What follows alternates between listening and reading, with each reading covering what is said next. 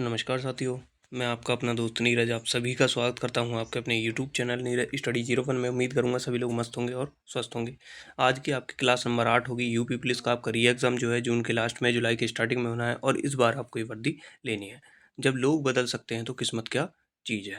दूसरी चीज़, ये क्लास मैंने आपके लिए पहले भी रिकॉर्ड कर दी थी लेकिन इसमें आवाज़ नहीं आ रही थी, तो जब मैं आपके लिए दुगनी मेहनत कर सकता हूँ दोबारा से रिकॉर्ड करना होगा इस क्लास को। क्यों? क्योंकि इसमें जो क्वेश्चन है मेरे भाई बहुत बहुत बहुत इंपॉर्टेंट क्वेश्चन है, वही जो बार बार एग्जाम में पूछे जाते हैं। जो भी मेरे बहन भाई चैनल पर नए आए हैं चैनल को सब्सक्राइब कर लेंगे, ठीक है। और जो है एक बार प्लेलिस्ट को चेक कर लेंगे, सारी क्लासें अपडेट जरूर लगाएं। आप जहाँ भी पढ़ रहे हो, मैं कह रहा हूँ पढ़ाई अपनी जारी रखें, लेकिन मेरे कहने से आप जो है ये 15 से 20 मिनट का टाइम मेरे प्रैक्टिस सेट को आप जरूर दें, क्योंकि ये प्रैक्टिस सेट यदि आप लगाते हैं तो आप जो है अपने एग्जाम को क्रैक कर पाएंगे। चलेंगे क्वेश्चन पर। पहला क्वेश्चन आप सभी के सामने होगा, हिंदी का होगा, ठीक है। तो क्वेश्चन को 4 ऑप्शन होंगे जिससे कि आप जो है क्वेश्चन को अच्छे से कर पाओ। ठीक ठीक न्याय हो जाना के लिए उचित उचित लोकोक्ति क्या है? देखो, जहाँ जहाँ ठीक ठीक न्याय हो जाता है उसके लिए जो है एक लोकोक्ति है, बिल्कुल सही। तो कौन सी आप जो है बताएंगे? तो बताएंगे दूध का दूध और पानी का पानी हो जाना। नेक्स्ट, नेकी कर दरिया में डाल, लोकोक्ति का सही अर्थ क्या होगा? नेकी करने के बाद दरिया में डाल देना, वो क्या होगा? वो होगा उपकार करके उपकार की बात तक भूल जाना।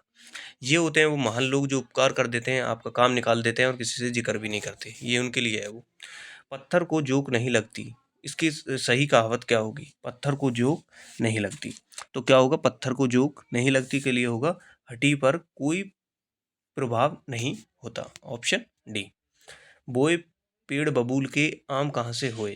देखो, यदि आपने बबूल का पेड़ बोया है तो आप उम्मीद करेंगे उस पे आम नहीं होंगे। जब आप आम का पेड़ बोएंगे तभी तो आम होंगे। तो इसके लिए सही जो है लोकोक्ति क्या होगी? वो होगी जैसे कर्म करोगे वैसा फल मिलेगा, ऑप्शन बी। नीचे दिए गए वाक्यों के लिए सही मुहावरा बताइए। युवकों को डैश होने पर ही विवाह करना चाहिए, मतलब शादी करनी चाहिए। युवकों को अपने पैरों पर खड़े होने पर ही विवाह करना चाहिए। खड़ा होना मतलब अच्छी नौकरी होना, किसी भी क्षेत्र में वो सफल हो जाना, अपना रोजगार करना, जो भी है उसमें सफल हो जाना, तभी यदि वो शादी करे तो बेहतर माना गया है। अब देख सकते हैं आप यूपी जीके के क्वेश्चन आपके सामने। उत्तर प्रदेश के राष्ट्रीय उद्यान, वन्यजीव विहार, पक्षी विहार, प्राणी उद्यान। दुधवा राष्ट्रीय उद्यान आपका कहाँ हो जाएगा? लखीमपुर खीरी में हो जाएगा। इसकी जो है उद्यान हुआ, मतलब बना कब? 1977 में, जो कि आपका 490.2 वर्ग किलोमीटर में फैला हुआ है। किसके लिए फेमस है? बाघ, तेंदुआ, भालू, गैंडा। पीलीभीत टाइगर रिजर्व 1900 ये बना आपका 2014 में, 730 वर्ग किलोमीटर में, बाघ, तेंदुआ और गैंडे के लिए प्रसिद्ध हो जाएगा। रानीपुर वन्य जीव विहार कहाँ है? ये है बांदा में। वर्ष 1977 में 230 वर्ग किलोमीटर में, तेंदुआ, काला हिरन के लिए जो है प्रसिद्ध हो जाएगा। महावीर स्वामी वन्यजीव अभ्यारण्य कहाँ पर? ललितपुर में। ललितपुर का आपको पता है यूरेनियम जो है मिलता है ललितपुर में।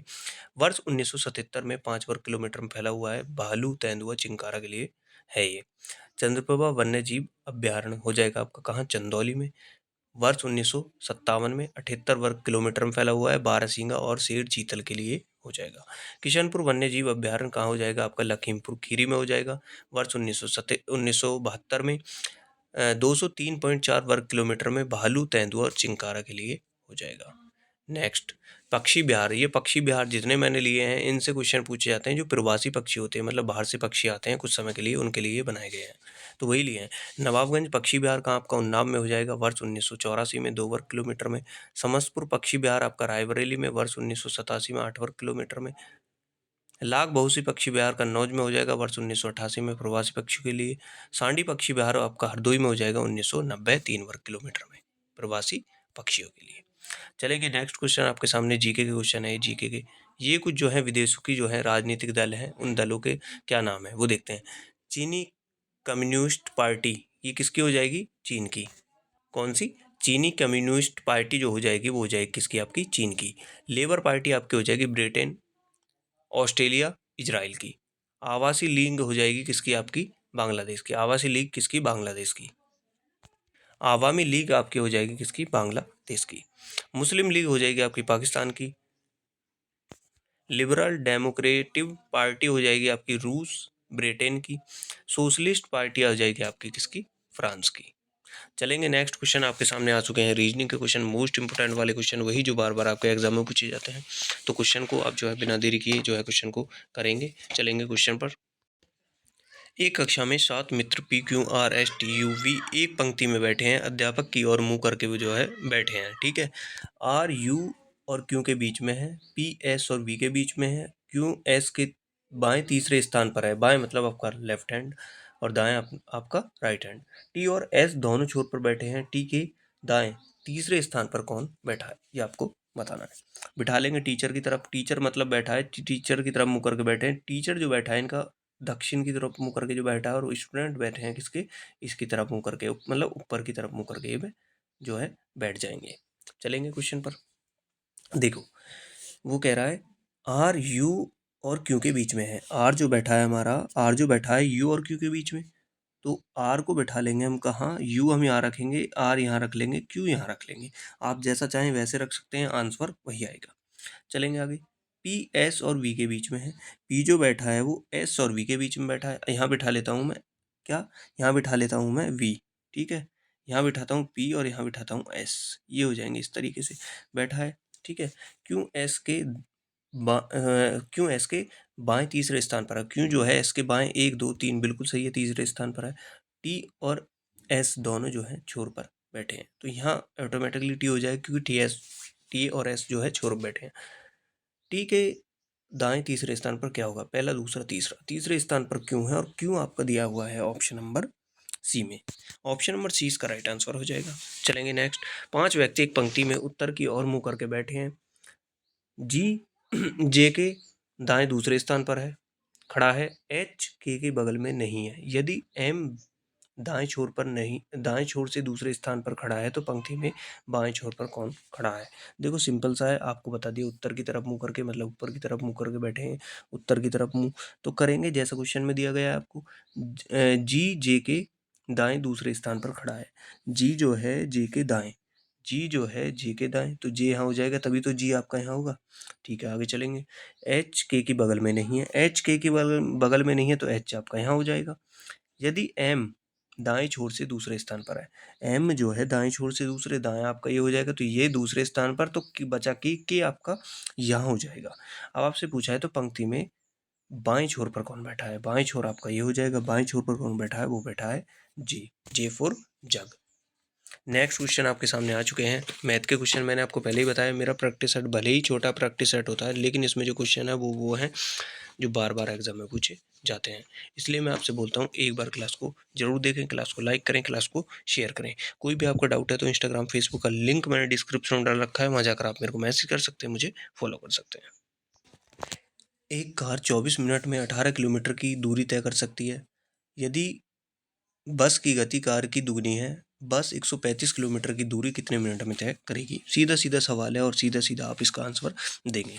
यहाँ कितना है आपको 24 मिनट, यहाँ कितना किलोमीटर है। ठीक है, किलोमीटर में है, यहाँ आपको दिए हैं 24 मिनट। इसको कर लेंगे हम, क्या कर लेंगे, इसको कर लेंगे हम किस में, किलोमीटर प्रति घंटा में। देखो 18/18 आपको दिया गया, 18/24, और ये आपका 24 बटे हो जाएगा क्या, 60।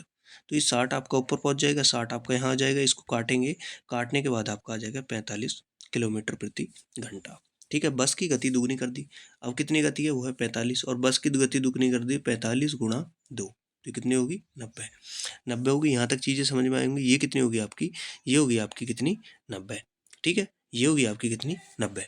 अब है अभीष्ट समय। अभीष्ट समय कितना दे रखा है, 135 किलोमीटर। 135 अपॉन कितना, 90। 135 किलोमीटर, और 90 हो जाएगा किलोमीटर प्रति घंटा में। और यहाँ आपको आंसर में दी हुई है चाल, वो दी हुई है किसमें, समय दिया हुआ है किसमें, मिनट में। तो मिनट में ही निकालेंगे। इसका भाग करेंगे तो 1.5 पे जाएगा। 1.5 मतलब 1 घंटा 30 मिनट, मतलब 90 मिनट। 90 मिनट आपका राइट आंसर हो जाएगा, ऑप्शन सी। नेक्स्ट, एक कार की चाल 25% वृद्धि होने पर वह समान दूरी तय करने में 24 मिनट कम समय लेती है, वास्तविक चाल से इस दूरी को तय करने में कितना समय लगेगा। देखो सिंपल सा है बिल्कुल, आपको चाल का अनुपात निकालना है। ठीक है, चाल का अनुपात क्या है वो दे रखा है, हम 100 ये क्या है 25% वृद्धि, टोटल कितने लेते हैं हम 100 लेते हैं और ये हो जाएगा 125। इसका जो अनुपात निकालेंगे ये हो जाएगा 25 चौका 100 और 25 पंजे 125, 4 5 का। लेकिन समय का जो अनुपात होता है वो उल्टा होता है, वो होता है कि आपका 5 और 4 हो जाएगा। ठीक है, यहाँ तक चीज़ें समझ में आएंगी। समय का अनुपात आपका जो है क्या हो जाएगा 5 और 4। ठीक है, 5 यूनिट में से 1 यूनिट हमारा 5 में से 4 जाएगा कितना, 1 यूनिट बचा। 1 का मान कितना है, 1 का मान आपको सवाल में दिया गया है 24 मिनट, 24। तो 1 का मान क्या है 24 दिया हुआ है और अभिष्ट समय कितना है वो है आपका 5। 5 अभिष्ट समय 5 गुणा 24, 5 के गुणा 24 में करेंगे तो ये आएगा आपका 120। 120 मतलब 2 घंटे, 120 मतलब 2 घंटे। ऑप्शन ए आपका राइट आंसर हो जाएगा। उम्मीद करूंगा क्लास को लाइक किया होगा, शेयर किया होगा। धन्यवाद।